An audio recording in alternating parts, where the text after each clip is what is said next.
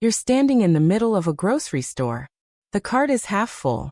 You just said no to the candy by the checkout line. And suddenly, your child collapses onto the floor, crying, kicking, screaming. People are staring. Your heart is racing. And the only thought in your head is, why does this always happen here?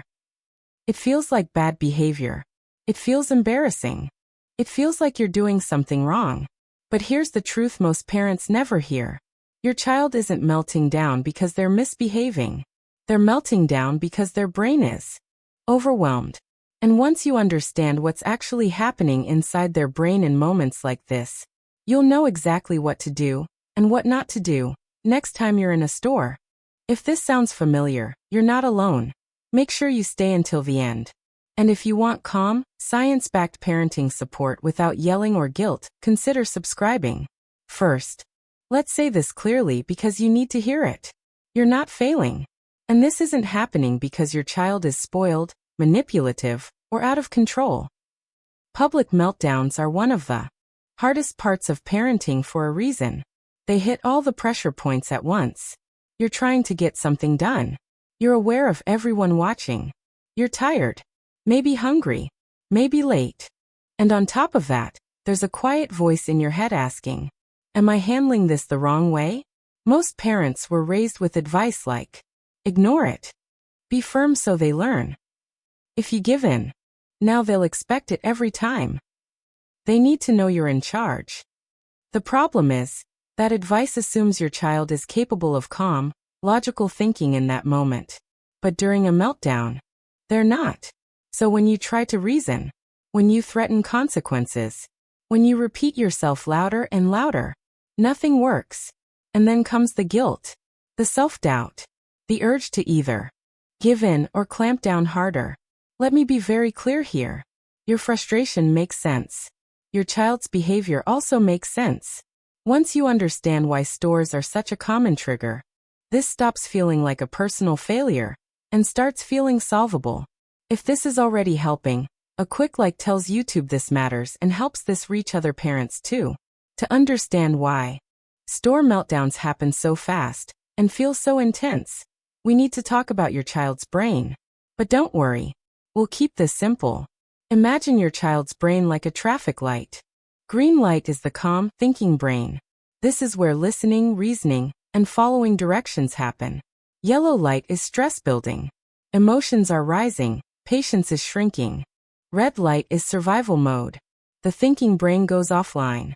During a meltdown in a store, your child is already at red light. Here's why. Stores are overwhelming to a young nervous system. Bright lights, loud sounds, strong smells, too many choices, constant movement, and often hunger or fatigue. Their brain processes all of this at once. Inside their nervous system, it's like a smoke alarm going off, even though there's no real danger. The alarm isn't asking, what should I do? It's shouting, I'm overwhelmed, help. This is where fight, flight, or freeze kicks in. Fight yelling, hitting, throwing. Flight running away, refusing to move. Freeze collapsing, going silent, lying on the floor. And here's the part most parents don't realize. When the nervous system is in survival mode, logic literally cannot get through. That's why use your words doesn't work. We talked about this doesn't work. Calm down makes things worse. Your child isn't choosing to ignore you. Their brain simply isn't in a state where it can respond. Understanding this changes everything, because it tells us the goal in that moment is regulation first, not behavior. Correction. This is the foundation of everything we'll talk about. Stay with me. The store meltdown regulation rule. Now that you understand what's happening in your child's brain, let's talk about what actually helps, especially in public. This approach is often called co-regulation, but today we'll use a simpler name. The store meltdown regulation rule. Rule. Regulate the nervous system first. Teach the lesson later. That's it. Simple, but very different from how most of us were taught to respond. Here's how this works step by step. Step 1. Lower the emotional temperature, yours first. Your child's nervous system is wired to mirror yours. If your voice rises, their stress rises. If your body tenses, theirs does too. This doesn't mean you have to feel calm. It means you act calm. Enough. Slow your movements. Lower your voice. Reduce words, not increase them. You're sending a signal that says, "You're safe. I've got you." Step 2. Name the feeling, not the behavior.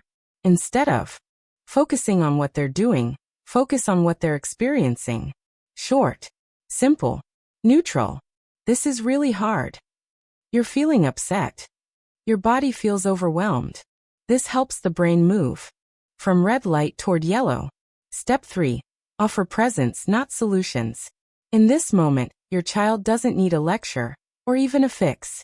They need your proximity, your calm tone, your steady presence. You're not rewarding the meltdown. You're helping their nervous system settle so learning can happen later. Why this works neurologically. When your child feels emotionally safe, their brain begins to calm. As the nervous system settles, the thinking brain comes back online. That's when cooperation becomes possible. What most parents do wrong, gently. Most of us were taught. Correct behavior immediately. Explain consequences in the heat of the moment. Assert control through firmness. But that approach assumes a thinking brain. And during a meltdown, that brain is offline. This rule isn't about being permissive. It's about being effective. If this makes sense so far, comment yes so I know you're with me. Let's put this into a real store situation. Because this is where things usually fall apart. You're at the checkout line. Your child wants a toy or candy. You say no. Their body stiffens. The crying starts. Then the full meltdown hits. Here's what to say, and just as important, what not to say. What to say, exact phrases. Keep it short. Calm. Grounded. You really wanted that. This is hard. I'm here. That's it. No explanations. No lectures. No convincing. You might feel silly saying so little.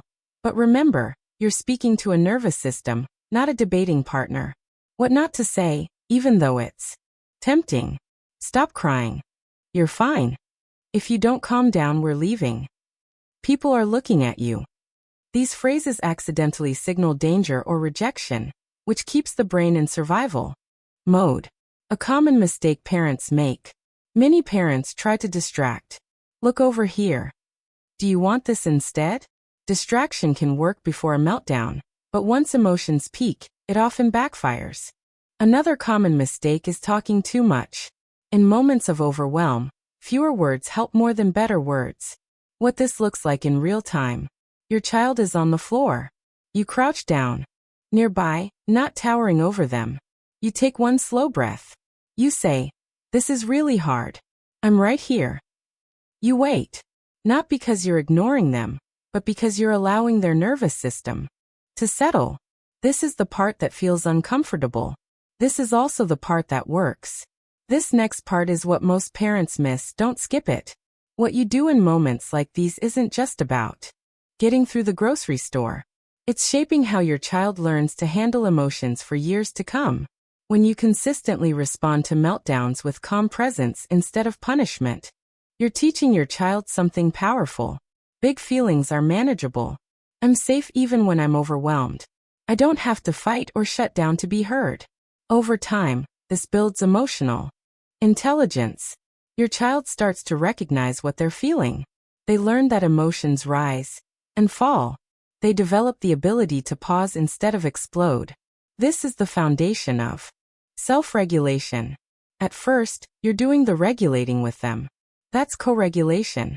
Later, they begin to do it on their own. And just as important, this approach supports secure attachment. Your child learns. You're reliable under stress. You won't withdraw when things get hard. You're a safe base, even in public, even when it's messy. Now let's contrast this with punishment-based approaches. When a child is punished for a meltdown, the behavior may stop temporarily, but the underlying overwhelm remains, and emotions are learned as something to suppress or fear. This can lead to bigger explosions later, more anxiety in public settings, or shutting down emotionally altogether. Gentle, brain-informed responses don't create soft kids. They create kids who feel safe enough to grow strong. If you want more content like this, practical, calm, and grounded in science, subscribing really helps. Before we end, I want to leave you with this. If store meltdowns feel hard for you, it doesn't mean you're doing something wrong. It means you're human, raising a child with a developing brain in a very stimulating world. This approach takes practice. There will be moments you stay calm, and moments you don't. That's okay. What matters most isn't getting it perfect. It's showing up again and again with the message, I'm here. We'll get through this together. So here's one small step you can try next time you're out. Before you enter the store, pause for 10 seconds. Take one slow breath. Lower your shoulders. And remind yourself, my goal is regulation, not perfection. That mindset alone changes how your body and your child's responds. If this video supported you today, subscribe for more calm, science-backed parenting guidance. Like this video so more parents can find it. And comment below with the public situation that feels hardest for you right now. You're not alone in this, and you don't have to figure it out by yourself. Thank you for being here.